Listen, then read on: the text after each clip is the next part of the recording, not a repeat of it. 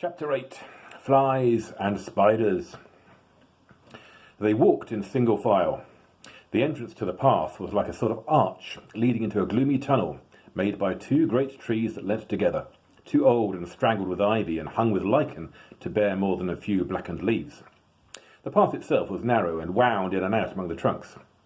Soon the light at the gate was like a little bright hole far behind, and the quiet was so deep that their feet seemed to thump along while all the trees leaned over them and listened.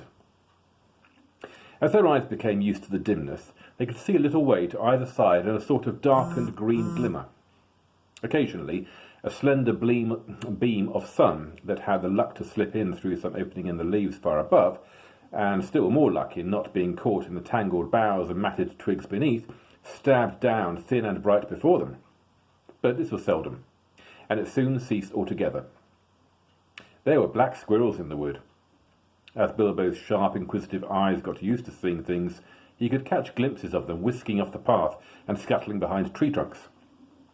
There were queer noises too, grunts, scufflings and hurryings in the undergrowth, and among the leaves that lay piled endlessly thick in places on the forest floor.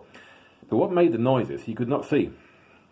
The nastiest things they saw were the cobwebs, dark, dense cobwebs, with threads extraordinarily thick, often stretched from tree to tree or tangled in the lower branches on either side of them. There were none stretched across the path, but whether because some magic kept it clear or for what other reason they could not guess. It was not long before they grew to hate the forest as heartily as they had hated the tunnels of the goblins, and it seemed to offer even less hope of any ending. But they had to go on and on, long after they were sick for a sight of the sun and of the sky, and longed for the feel of wind on their faces.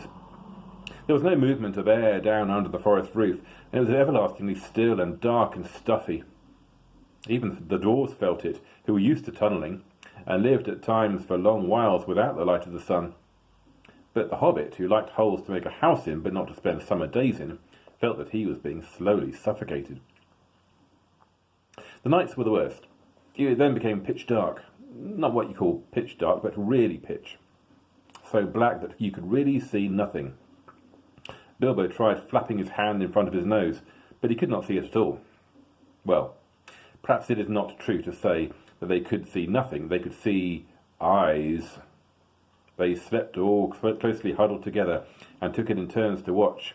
And when it was Bilbo's turn, he would see gleams in the darkness around them, and sometimes pairs of yellow or red or green eyes would stare at him from a little distance, and then slowly fade and disappear and slowly shine out again in another place. And sometimes they would gleam down from the branches just above him, and that was most terrifying. But the eyes he liked the least were horrible, pale, bulbous sort of eyes. Insect eyes, he thought, not animal eyes, only they are much too big. Although it was not yet very cold, they tried lighting watchfires at night, but they soon gave that up.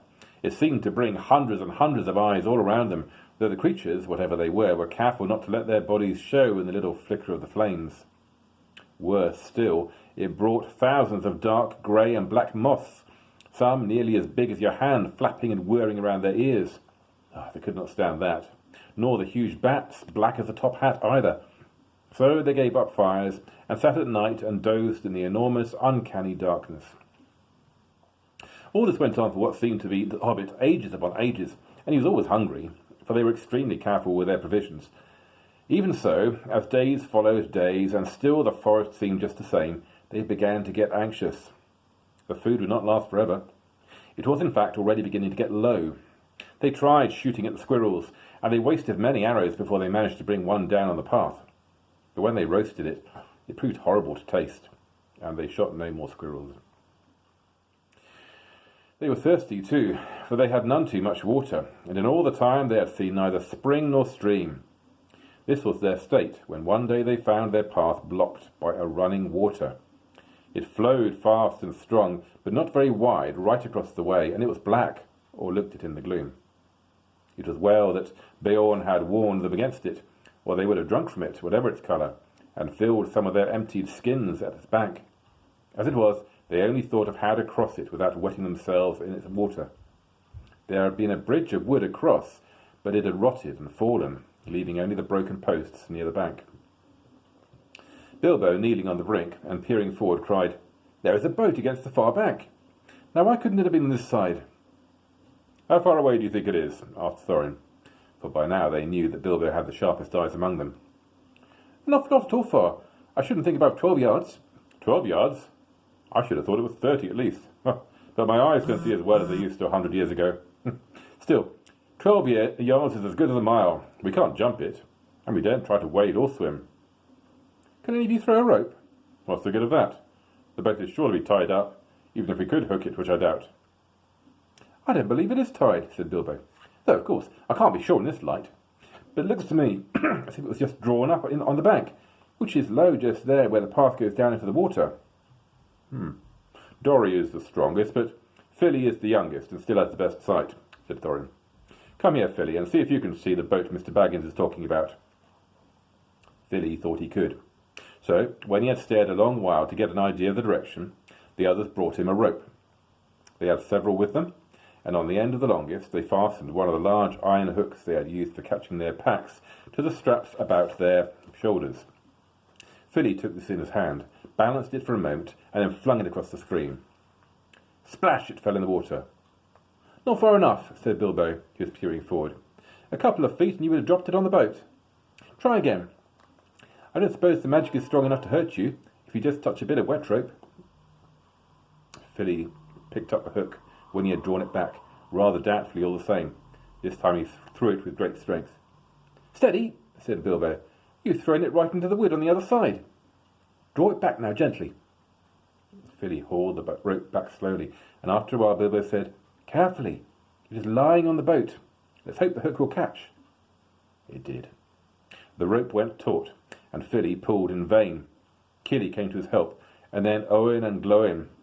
They tugged, and suddenly they all fell over on their backs.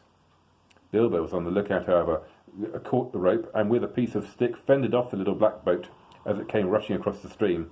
Help! He shouted, and Balin was just in time to seize the boat before it floated off down the current. Oh, it was tied after all, said he, looking at the snapped painter that was still dangling from it. That was a good pull, my lads, and a good job that our rope was the stronger. Who'll cross first? Asked Bilbo. I shall, said Thorin, and you'll come with me, and Filly and Balin.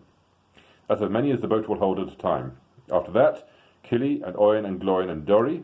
Next, Ori and Norri, Bifur and Boffer. And last, Dwalin and Bomber. I'm always last, and I don't like it, said Bomber. It's somebody else's turn today. You should not be so fat. As you are, you must be with the last and latest boatload. Don't start grumbling against orders, or something bad will happen to you. There aren't any oars. How are you going to push the boat back to the far bank? Asked the Hobbit. Give me another length of rope and another hook, said Filly. And when they had got it ready, he cast it into the darkness ahead, and as high as he could throw it. Since it did not fall down again, they saw that it must have stuck in the branches. Get in now, said Filly, and one of you haul on the rope that is stuck in the tree on the other side. One of the others must keep hold of the hook we used at first. And when we are safe on the other side, he can hook it up on, and you can draw the boat back. In this way, they were all soon on the far bank, safe across the enchanted stream. Dwalin had just scrambled out with the coiled rope on his arm, and Bomber, still grumbling, was getting ready to follow, when something bad did happen. There was a flying sound of hooves on the path ahead. Out of the gloom came suddenly the shape of a flying deer. It charged into the dwarves and bowled them over, and then gathered itself for a leap. High it sprang and cleared the water with a mighty jump. But it did not reach the other side in safety. Thorin was the only one who had kept his feet and his wits. As soon as they had landed, he had bent his bow and fitted an arrow in case any hidden guardian of the boat appeared. Now he sent a swift and sure shot into the leaping beast. As it reached the further bank, it stumbled. The shadows swallowed it up, but they heard a sound of hooves quickly falter and then go still. Before they could shout in praise of the shot, however, a dreadful wail from Bilbo put all thoughts of venison out of their minds. Bomber has fallen in! Bomber is drowning! He cried. It was only too true. Bomber had only 1 foot on the land where the heart bore down on him and sprang over him. He had stumbled, thrusting the boat away from the bank, and then toppled back into the dark water, his hands slipping off the slimy roots at the edge while the boat span slowly off and disappeared. They could still see his hood above the water when they ran to the bank. Quickly they flung a rope with a hook towards him. His hand caught it, and they pulled him to the shore. He was drenched from hair to boots, of course, but that was not the worst. When they laid him on the bank, he was already fast asleep, with one hand clutching the rope so tight that they could not get it from his grasp. And fast asleep he remained, in spite of all they could do. They were still standing over him, cursing their ill luck and Bomber's clumsiness, and lamenting the loss of the boat, which made it impossible for them to go back and look for the heart, when they became aware of the dim blowing of horns in the wood, and the sound as of dogs baying far off. Then they all fell silent, and as they sat, it seemed they could hear the noise of a great hunt going by to the north of the path, though they saw no sign of it. There they sat for a long while, and did not dare to make a move.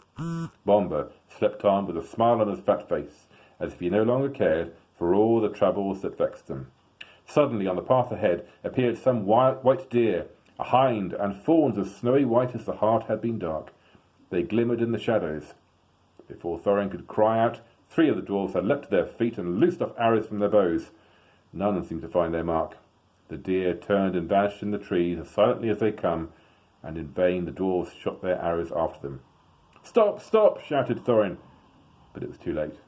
The excited dwarfs had wasted their last arrows, and now the bows that Beorn had given them were useless.